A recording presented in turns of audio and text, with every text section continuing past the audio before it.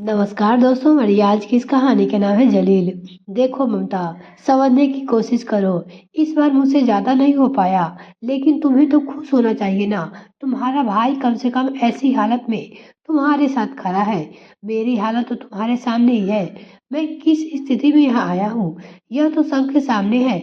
मेरी हालत देख, मैं चलने के भी लायक नहीं हूँ। फिर भी तेरी इज्जत के लिए मैं यहाँ पे व्हील चेयर पे आया हूँ। इससे बड़ी बात तेरे लिए और क्या होनी चाहिए। बात रही कहने की तो अभी देख, बेटी की शादी किया था। शादी के तुरंत बाद ही मेरा एक्सीडेंट हो गया। शादी के भाग दौड़ में ऑफिस का काम गया। एक्सीडेंट के बाद बिल्कुल ही 2 महीने से बेड पे पड़ा हूँ। शादी में इतने खर्चे हो गए और जो भी बचे थे वो सब मेरे ऑपरेशन में चले गए। तो इस बार मैनेज करना थोड़ा मुश्किल हो गया है। लेकिन फिर भी देख, मैं तेरे लिए 10,000 की अंगूठी बनवाई। यह देख साड़ी, यह 4,000 की साड़ी है। लेकिन मुझे नहीं लगता कि मेरी बहन को साड़ी और गहने से इतना प्यार है। तो मुझे सामने देखकर खुश नहीं है कि मैं कैसे लोगों का सहारा लेकर भी तेरे बेटे की शादी में आया हूँ, तेरी इमली की रस्म करने आया हूँ। इतना सुनते ही ममता भड़क जाती है और गुस्से में कहती है, भैया अपनी चिकनी चिकनी बातों में मुझे बहकाने की कोशिश ना करे। ना देने का बहाना कोई आपसे सीखे। और वैसे भी आपने कोई बहुत बड़ा एहसान नहीं किया है जो बार बार कह रहे हैं कि आपको देखकर मेरी इज्जत बढ़ जाएगी। अरे 4 औरतें खड़ी होती है शादी में, 4 गांव से आई रहते हैं, रिश्तेदारों की औरतें रहती है। सब लोग यही तो देखते हैं शादी में मायके से क्या क्या आया है।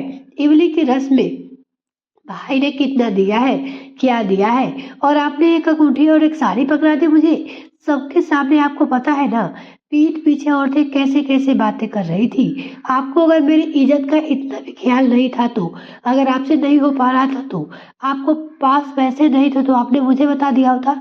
मैं आपको अपनी तरफ से कुछ गहने भेज देती ताकि आप सबके सामने दिखा सकते, मेरी इज्जत तो बचाती।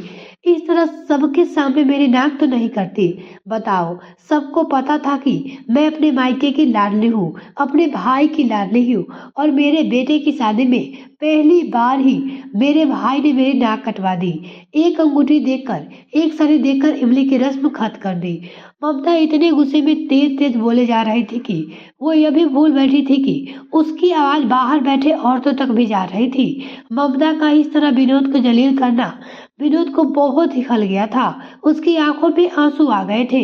उसे अपनी बहन से ऐसी उम्मीद नहीं थी। विनोद को लगा था कि उसकी बहन उसे समझेगी। अभी 3 महीने पहले ही तो बेटी की शादी किया है। उसके तुरंत बाद ही उसका एक्सीडेंट हो गया जिसमें उसका पैर टूट गया। पैर का ऑपरेशन करवाने के बाद 2 महीने से घर पे पड़ा है। तो जब ऑफिस नहीं जाएगा तो पैसे कहाँ से मिलेंगे।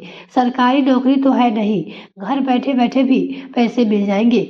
विनोद को लगा कि अगर मैं एक साड़ी भी दे दूंगा तो मेरी बहन उसे बहुत ही समझेगी। लेकिन यहाँ तो एक अंगूठी और एक साड़ी पे भी बहन को भारी बेइज्जती हो गई। और वो बेइज्जती इतनी बढ़ गई कि वो आपे से बाहर आ गई और भाई के ऊपर चीखने चिल्लाने लगी। सबके बीच में खुद को जलील महसूस करके विनोद की आंखें भर आई थी। विनोद की पत्नी सुधा वहीं पास में खड़ी चुपचाप विनोद के कंधे पे हाथ रखकर धीरे से दबा रही थी, जैसे विनोद को कह रही हो, जीजी का स्वभाव तो आपको पता है ना, थोड़ी सी लालची किस्म की है।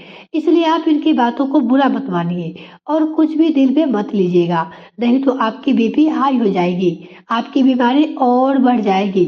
सुधा को इस समय बस अपने पति की ही चिंता हो रही थी, क्योंकि विनोद को ब्लड प्रेशर की बीमारी थी। ममता जब विनोद पे गुस्सा होने के बाद कमरे से बाहर चली गई तो विनोद सर पकड़ के वहीं पे बैठा रहा।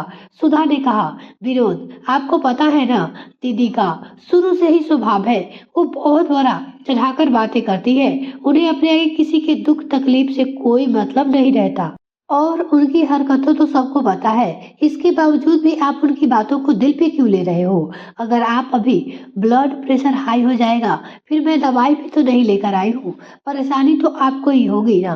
पहले से ही आप परेशान हैं, ऊपर से छोटी छोटी बातें। विनोद रुआसा होकर बोला, मैं क्या करूँ सुधा, तुमने देखा ना ममता किस तरह से बातें करके गई है और कितना तेज तेज बोल रही थी कि जाने बाहर कितनी औरतें ने ये कितने लोगों ने वो बातें सुनी होगी, मैं समझ सकती हूँ। लेकिन दीदी की तो आदत है शुरू से ही, पता नहीं आपको, नीचा दिखाने की। वो हर चीज को बस पैसे से जोड़ती है। उनकी नजरों में रिश्ता की कोई कीमत नहीं है। पैसा ही उनके लिए माँ बाप भाई सब कुछ है। नहीं तो ऐसी दुनिया में कौन सी ऐसी बहन होगी जो अपने भाई को इतनी दुख तकलीफ के बावजूद भी उसे इतना सब कुछ सुना जाएगी। अगर दीदी को आपकी फिक्र होती, उनको आपकी परेशानी का थोड़ा सा भी अंदाजा होता, तो आपको यहाँ पे आने मात्र से ही वो खुश हो जाती। लोगों से कहती फिरती कि देखो मेरा भाई जो 2 महीने से बेड पे पड़ा हुआ है, आज कितने मुश्किल से, कितने लोगों के सहारे से व्हील चेयर पे बैठकर मेरी इज्जत बढ़ाने आया है। लेकिन यह सामाजिक बात तो पैसे वालों को कहाँ समझ में आती है। दीदी को तो सबको दिखाना था कि आप भर भर के गहने महंगी कीमती साड़ियां लाए हो। उनकी समाज में इज्जत बढ़ जाती, उनकी नाक ऊंची हो जाती।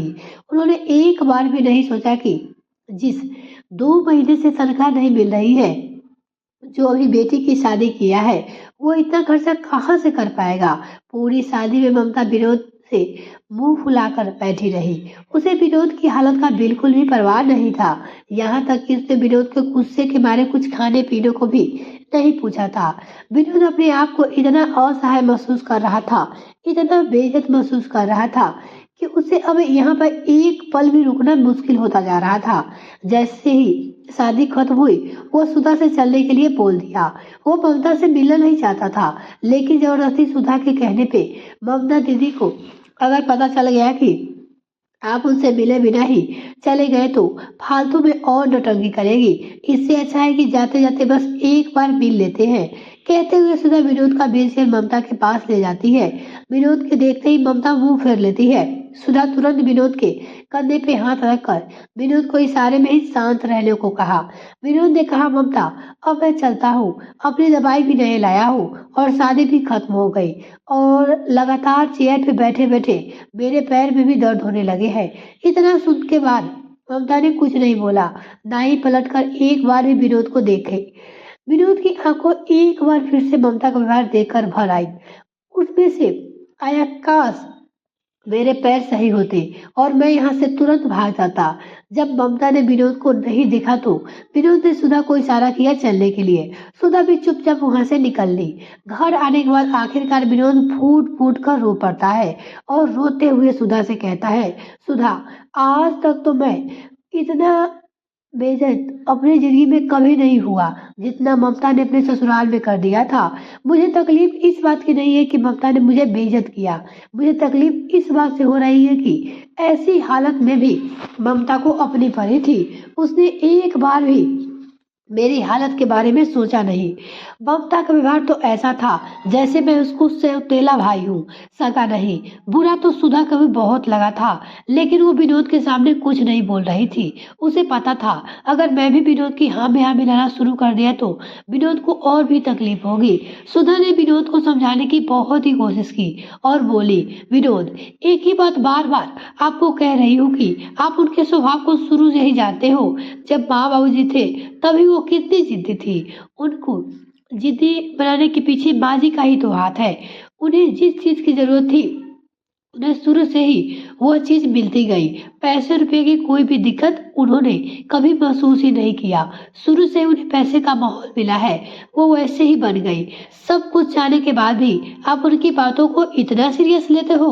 सुधा ने विनोद को समझा दिया, लेकिन खुद को कैसे समझा।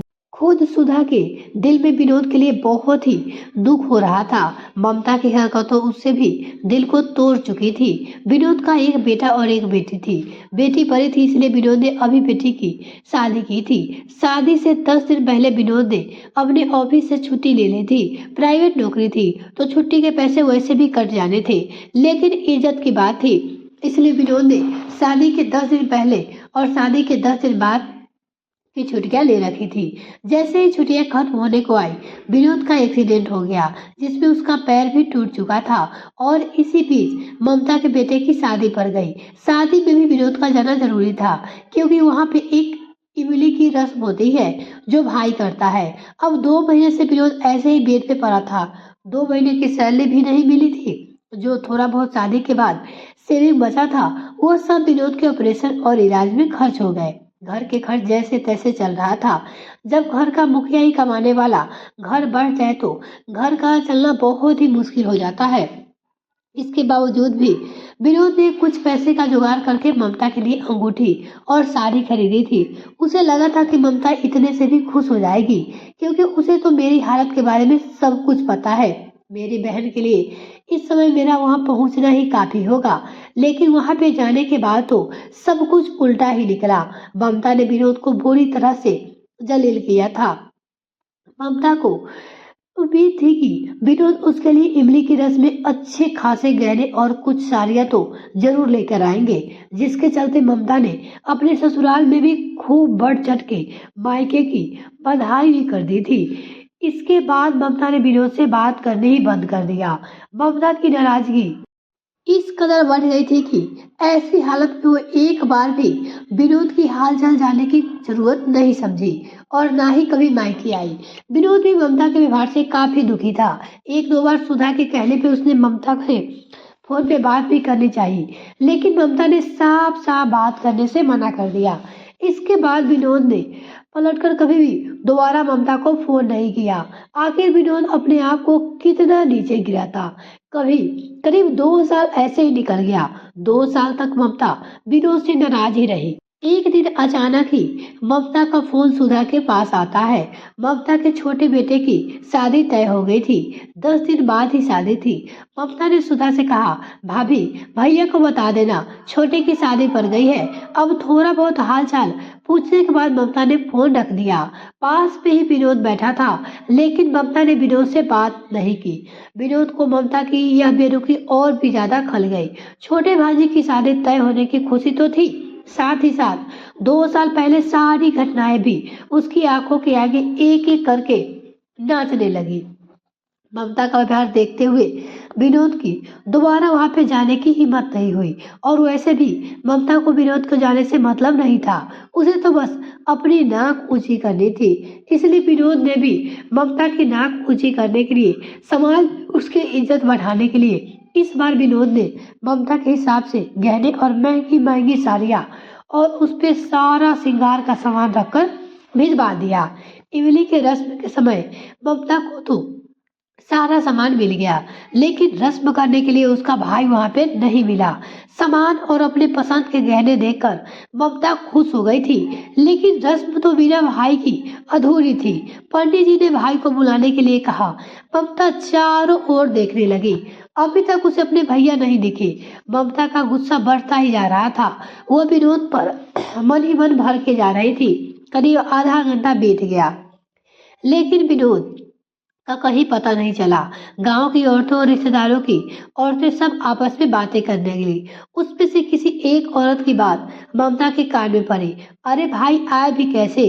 पिछली बार तो इसने अपने भाई की कितनी बुरी तरह से बेइज्जती करी थी, कितना सुनाया था उस बेचारे को। अब आहिस्ता फिर भी इसकी इज्जत के खातिर वह व्हील चेयर पे बैठकर आया था।